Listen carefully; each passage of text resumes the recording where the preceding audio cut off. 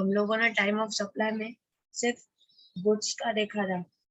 एक गुड्स का हम लोग जब नॉर्मल सप्लाई करते हैं या कंटिन्यूअस सप्लाई होता है, जैसे कैंटीन में कंटिन्यूअस सप्लाई होता है या पाइपलाइन से कंटिन्यूअस सप्लाई होता है, और कैंटीन में हम लोग फूड आइटम्स कंटिन्यूअसली हम लोग देते हैं, तो एवरी 15 डेज या एवरी मंथ हम लोग स्टेटमेंट ऑफ अकाउंट्स बनाते हैं।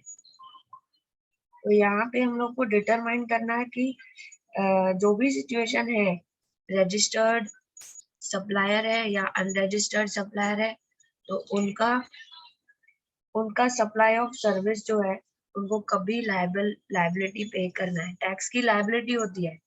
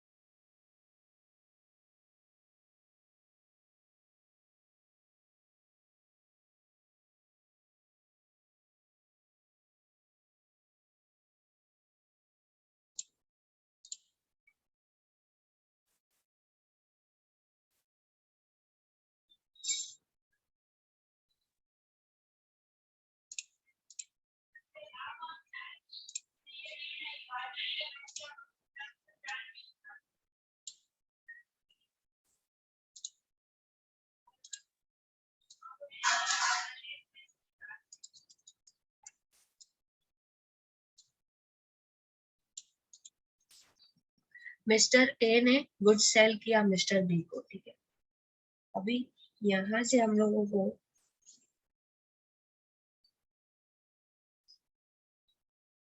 पेमेंट देखना है, इनवॉइस कभी आया, 1 तारीख को इसने सेल किया है, सेल ऑन 1 अगस्त। 1 अगस्त को मिस्टर ए ने मिस्टर बी को गुड्स सेल किए, ठीक है। उसके बाद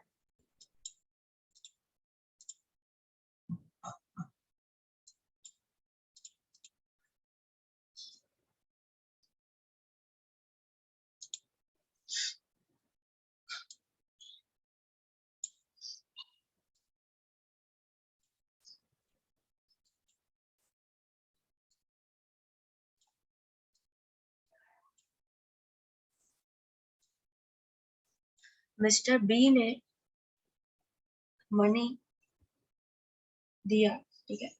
कौन सी तारीख को दिया है?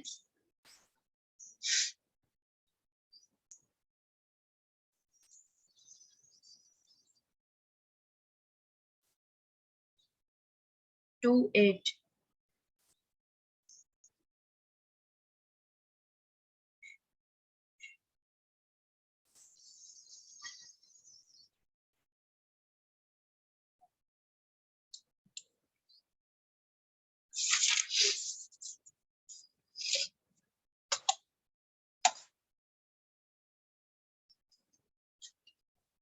इसका फोटो भेजती हूँ, रुको, ऐसा बनाने में बहुत टाइम लगेगा।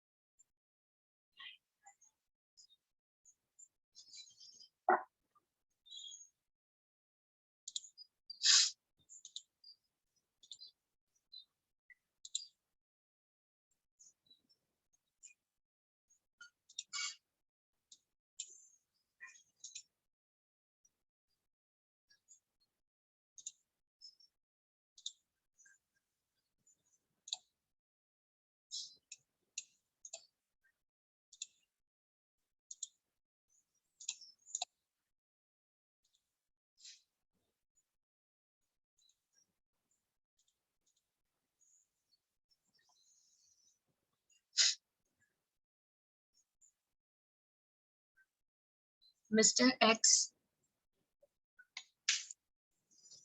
टाइम ऑफ सप्लाई में ऑर्डर दिया है, ठीक है। Mister X is in Gujarat, gets an order from Y in West Bengal on 18th March 2020 for supply of refrigerators. Mr. X is in Gujarat and he is getting order from Mr. Y in West Bengal on 18th March. Okay. Mr. X dispatches the goods from his premises to his transporter's premises on 20 March 2020. Mr. X ने तो dispatch कर दिया, ठीक है, transporter के premises में 20 मार्च को रखा वहां पर कि यहाँ से आप लेके जाके मिस्टर एक्स को दे दो, मिस्टर वाई को दे दो, ठीक है। Mister X is seller, mister Y is buyer. The transporter initiates the transportation on 22 March 2020. Transport में स्टार्ट हुआ यहाँ से जर्नी, ठीक है, 22 मार्च से यहाँ से डिस्पैच हो गया. And the goods finally reached the premises of Mr. Y on 26th of March 2020. Goods Mr. Y को कभी मिले 26th of March 2020. Ascertain the date of removal of goods. Time of supply में यहाँ से goods कभी dispatch हुए हैं वो डेट इम्पोर्टेंट है, कभी रिसीव हुए हैं वो इम्पोर्टेंट नहीं है. मिस्टर वाई को कभी गुड्स मिले हैं, डिलीवरी कभी रिसिप्ट हुई है, वो डेट इम्पोर्टेंट नहीं है. यहाँ पे डेट ऑफ रिमूवल यानी हम लोगों ने अपने फैक्ट्री से या हमारे प्रीमाइसेस से कब निकाले गुड्स, कब निकाले, इसका मतलब क्या है, रिमूवल ऑफ गुड्स की डेट हमें ध्यान पे रखनी है, ठीक है. The removal of goods awkward on 20 March 2020. 20 तारीख को हमने डिस्पैच किया है. सेकेंड लाइन में दिया हुआ है मिस्टर एक्स को जैसे ही 18 तारीख को ऑर्डर मिला उसने 20 तारीख तक गुड्स तैयार करके डिस्पैच कर दिया. The date of dispatch by supplier section 296. The due date of issue of invoice will be 20 March 2020. Due date क्या होगी इनवॉइस की, 20 March 2020 in the given case. The date of removal of goods is important for deciding the due date of invoice, which in turn helps to decide the time of supply. यानी 20 मार्च के दिन पे goods remove किए हैं तो due date क्या हो गई 20 मार्च. तो आपको टैक्स की लायबिलिटी 20 मार्च के हिसाब से पे करनी. 20 मार्च को जो जीएसटी रेट है वो अप्लाई होगा आपके गुड्स रिमूवल पे, ठीक है. Note down all of you.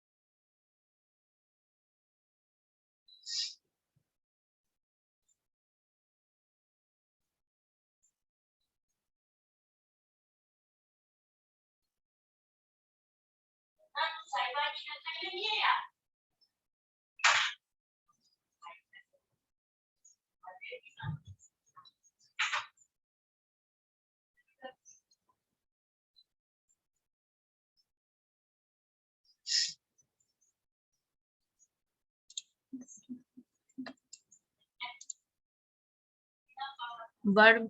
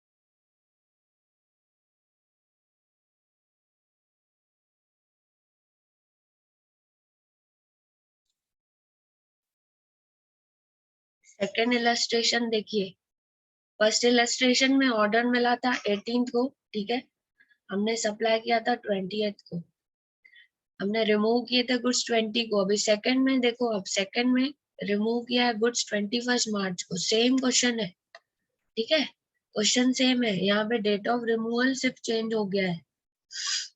Date of removal पहले वाले क्वेश्चन में 20 मार्च था, यहाँ पे डेट ऑफ रिमूवल है 21 मार्च, ठीक है। Mister X is in Gujarat, he gets an order from Mr. Y in West Bengal on 18th of March 2020 for supply of refrigerators. Order मिला है 18th को, मिस्टर एक्स ने गुड्स बनाना चालू किया, okay. Mister Y's transporter takes delivery of the said goods. यहाँ पे क्या हो रहा है, ट्रांसपोर्टर मिस्टर वाई का है, वो आके गुड्स लेके जा रहा है। He is collecting the goods from the premises of mister x. पहले वाले केस में क्या था, मिस्टर एक्स खुद ट्रांसपोर्ट में जाके 20 मार्च को डिस्पैच कर रहा था। यहाँ पे मिस्टर वाई खुद आके, कस्टमर खुद आके प्रेमाइसेस से गुड्स लेके जा रहा है, ठीक है। Mister Y's transporter takes delivery of goods from the premises of mister X on 21st of March 2020 and delivers them to Mr. Y on 26th March.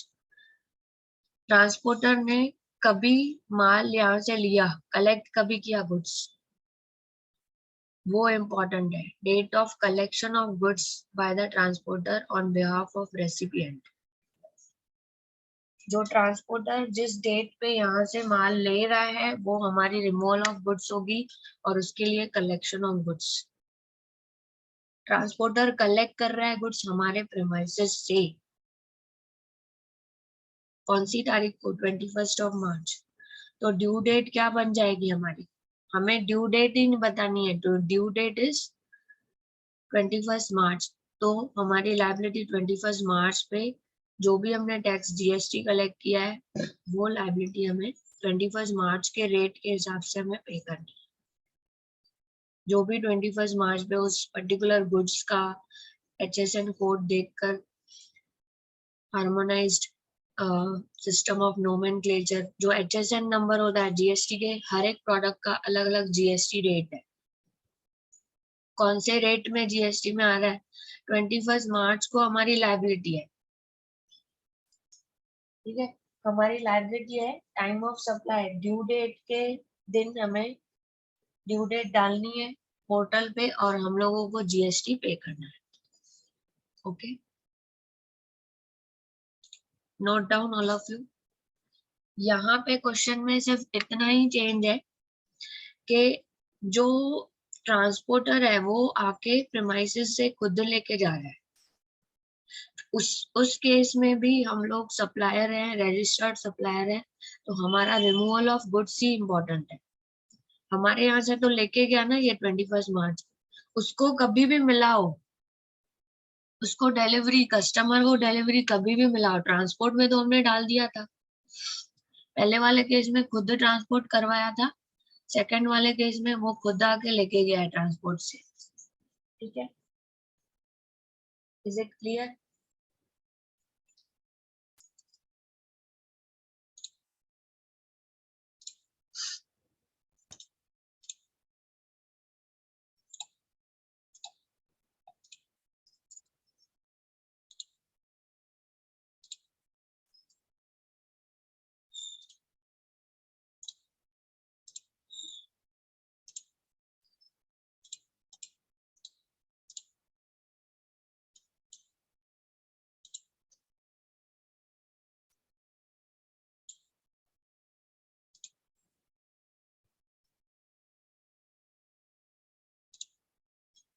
Next, illustration 3. Mr. Ram sold goods to Mr. Sham. Mr. Ram ने goods sale किया mister Shyam को 5 lakh rupees 5 lakh. Okay. The invoice was issued on 15th of November. Invoice seller ने, mister Ram ने invoice बनाया 15 तारीख को. ठीक है, गुड्स सेल किए 15 तारीख को, इनवॉइस बनाया, बिल बनाया. ठीक है, आगे देखो. The payment was received on 30th of November. ठीक है, 15 दिन के बाद पेमेंट रिसीव हुआ है. मिस्टर राम को पेमेंट रिसीव हुआ 30th of November. Okay, the goods were supplied on 20th November. 15 तारीख को इनवॉइस पहले बना है, गुड्स सप्लाई किए हैं 20 तारीख को. Find the time of supply of goods. Date of invoice 15th November. Invoice पहले बन गया है 15 तारीख को, गुड्स हमने डिलीवर किए हैं 20 तारीख को. Last date on which invoice should have been issued. जिस दिन गुड्स सप्लाई करते हैं उस दिन, एक्चुअली जिस दिन हम लोग गुड्स सप्लाई करते हैं उसी दिन इनवॉइस बनना चाहिए. Should have been issued. Last date on which invoice should have been issued. जिस दिन हम लोग गुड्स सप्लाई करते हैं उसी दिन इनवॉइस बनना चाहिए, लेकिन हमने पहले ही बना दिया. ओके, तो यहाँ पे लिखा है last date on which invoice should have been issued. कौन सी डेट है लास्ट डेट? जिस दिन गुड्स सप्लाई किया है वही डेट पर आपको इनवॉइस बनाना है. गुड्स कभी सप्लाई किया 20 तारीख, तो 20 तारीख को ही इनवॉइस बनाना चाहिए था. ठीक है, should have been issued. Date of receipt of payment. Shyam ने पेमेंट किया 30th को. ठीक है, 20 तारीख को गुड्स हमने भेजे, 30th 10 दिन में उसने पेमेंट कर दिया, 30th of November. What is the time of supply of goods? अब इन तीनों में से whichever is earlier, कल मैंने स्लाइड दिखाई थी आपको, सॉरी एक पीडीएफ था ना जिसमें मैंने नीचे नीचे लिखा हुआ था whichever is earlier, removal of goods, actual date of invoice, last date on which invoice should have been issued, date of receipt of payment. इन तीनों में से जो whichever is earlier है, अभी आप मुझे बताओ इसमें से अर्लियर डेट कौन सी है? Right in the chat box. Whichever date is earlier date, that will be the actual date of invoice, actual due date for paying the liability of GST. कौन सी पहले डेट आती है, 15, 20 या 30?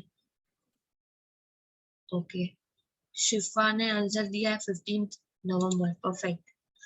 15 नवंबर सबसे पहले वाली डेट है, इसलिए time of supply of goods के लिए 15th of November. Whichever is earlier date will be considered as the date of actual date of invoice or last date on which invoice should have been issued, whichever is earlier. Date of receipt of payment is not relevant as per the section 12. Section 12 में सिर्फ आपको इन दोनों को compare करना है, date of issue of invoice, actual date invoice जिस दिन बनाया, और last date on which invoice should have been issued, इन दोनों को ही सिर्फ कंपेयर करके व्हिचएवर इज अर्लियर लेना है. Date of receipt of payment, या एडवांस मिला है या पेमेंट रिसीव्ड हुआ है, तो वो हमारे लिए कंसिडर नहीं करना है. किसी किसी केस में एडवांस भी आएगा. ऑर्डर देने के वक्त बहुत सारे लोग एडवांस देके जाते हैं, तो क्या एडवांस की डेट कंसीडर करनी है सेक्शन 12 में? नहीं करनी. पेमेंट की बात ही नहीं करनी है. सप्लाई कभी किया है गुड्स, वो डेट पे इनवॉइस बनना चाहिए. दूसरी बात, इनवॉइस एक्चुअली कभी बना है, उन दोनों को कंपेयर करके whichever is earlier date will be time of supply. अच्छा, हम ये क्यों कर रहे हैं? 15 तारीख या 20 तारीख हम लोग को उसी महीने में तो जीएसटी पे कर रहे हैं, लेकिन जीएसटी एवरी डे बहुत चेंजेस आ रहे हैं जीएसटी के रेट्स में. तो जीएसटी कौन से रेट पे मुझे पे करना है, ये डिसाइड करने के लिए टाइम ऑफ सप्लाई से लायबिलिटी ऑफ जीएसटी, कौन से दिन पे कितनी लायबिलिटी हमारी बनती है, ये कैलकुलेट करना है. इसलिए टाइम ऑफ सप्लाई.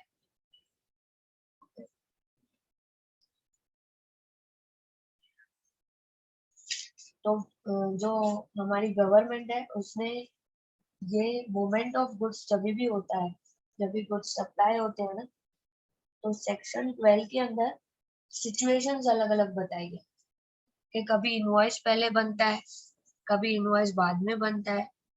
तो हम लोग कैसे फिर टाइम ऑफ सप्लाई डिटरमाइन करें? जब भी एडवांस मिलेगा हमें उसको इग्नोर करना है. कोई कस्टमर आके बोलेगा ये एडवांस है, अब मुझे ऑर्डर प्लेस करने के वक्त एडवांस देके गया, तो क्या वो डेट हमें कंसीडर करनी है? नहीं करनी है, क्योंकि रेट्स चेंज होते रहते हैं. आपको पता है जीएसटी में बार बार रेट्स चेंज होते हैं, तो हमें टाइम ऑफ सप्लाई से प्रॉपर रेट जो हमें टैक्स की लायबिलिटी है, एज अ कॉम्पोजिशन डीलर हो या as a normal regular plan GST registered person. Okay, so actual or due date of invoice, whichever is earlier, is the only factor that determines the time of supply. तो date of removal important है. यहाँ पे हमने कभी dispatch किया है delivery के लिए, या फिर सामने वाला बंदा आके लेके जा रहा है तो उसने कभी कलेक्ट किया है हमारे प्रीमाइसेस से. तो डिस्पैच ऑफ गुड्स और कलेक्शन ऑफ गुड्स, ये दोनों हमने फर्स्ट और सेकंड सम में देख लिया है. फर्स्ट केस में खुद जाके हम लोग ट्रांसपोर्ट में दे के आ रहे हैं, डिस्पैच कर रहे हैं. सेकंड केस में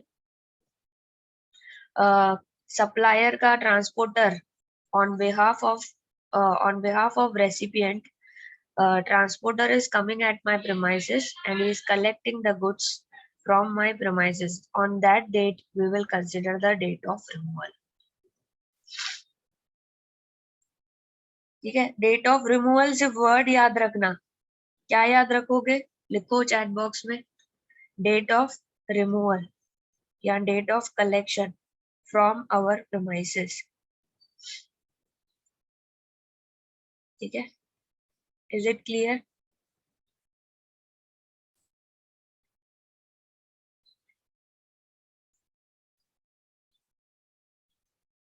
अभी किसी किसी गुड्स में सप्लाई नहीं होता है.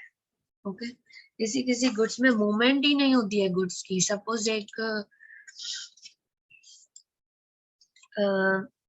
सप्लाइंग टैक्सेबल गुड्स, ये नेक्स्ट टाइम पढ़ाऊंगी, अभी इसमें टाइम भी अप हो गया है यहाँ पे जूम का. ठीक है, तो कल करेंगे, नहीं तो मिक्स हो जाएगा. अभी ये 3 सम अपने नोटबुक में लिख के रखो.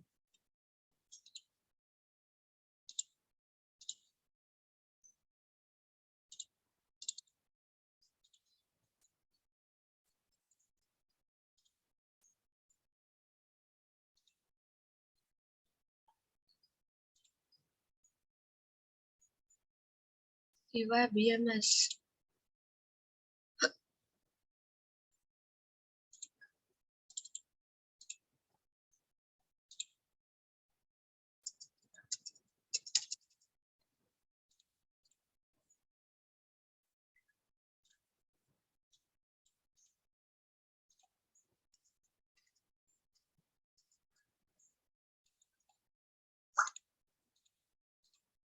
2, 6, 12, 13.